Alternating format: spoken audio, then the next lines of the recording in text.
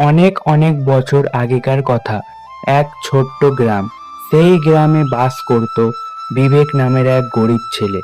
অভাব যেন ছিল তার নিত্য সঙ্গী। দিনভর অন্যের মাঠে খেটে যা পেত তাতেই চলতো তার দিন। তার ছিল না কোনো স্বপ্ন, তার ছিল না কোনো আশা। কিন্তু বিধাতা হয়তো বিবেকের জন্য অন্য কিছু লিখে রেখেছিলেন। একদিন কাজের সন্ধানে গ্রাম ছাড়িয়ে বিবেক অনেক দূরে গভীর অরণ্যের কাছাকাছি চলে যায়। চারিদিক নিস্তব্ধ, শুধু ঝিরিঝিরি পোকার ডাক। সেই গভীর বনের মাঝে বিবেক খুঁজে পায় এক প্রাচীন পাথরের কুয়ো। কুয়োর কাছে যেতেই তার হৃৎপিণ্ড যেন থেমে গেল। বিবেক কুয়োর সামনে দাঁড়িয়ে আছে। হঠাৎ কুয়োর ভেতর থেকে এক তীব্র আলো বেরিয়ে এলো। চারিদিক ঝলমল করে উঠল। বিবেক অবাক হয়ে তাকিয়ে রইল। বিবেক, এ কি? কুয়োর ভেতর থেকে এমন অদ্ভুত আলো কেন? কি ঘটছে এসব?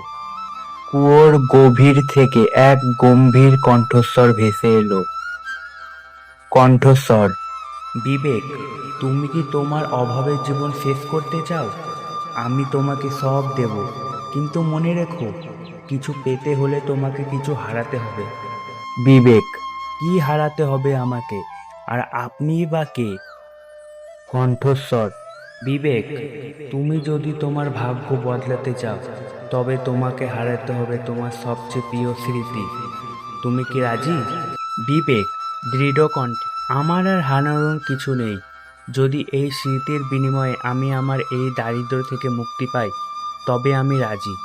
আপনি আমাকে সম্পদ দিন। কুয়োর ভেতর থেকে আলোটা বিবেকের দিকে ধেয়ে এলো এবং পুরো জায়গাটা আলোয় ভরে গেল।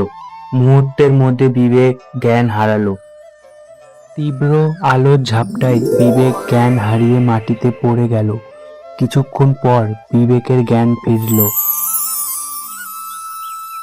বিবেক অবাক হয়ে চারপাশে তাকিয়ে, আমি এখানে এলাম কিভাবে? মনে হচ্ছে অনেক বড় একটা স্বপ্ন দেখেছিলাম। বিবেক দেখলো তার ঘরে এখন প্রয়োজনীয় সব খাবার এবং জিনিসপত্র আছে। তার অভাব দূর হয়ে গেছে, কিন্তু সে আগের মতোই সাধারণ মানুষ। তার মনে কোনো অহংকার নেই, বরং সে এখন অন্যের সাহায্য করার মতো অবস্থায় আছে। বিবেক শান্ত মনে, আমার অভাব ঘুচেছে, কিন্তু আমি হারিয়েছি আমার সেই পুরনো কষ্টের দিনগুলোর স্মৃতি। হয়তো এটাই ছিল দাম।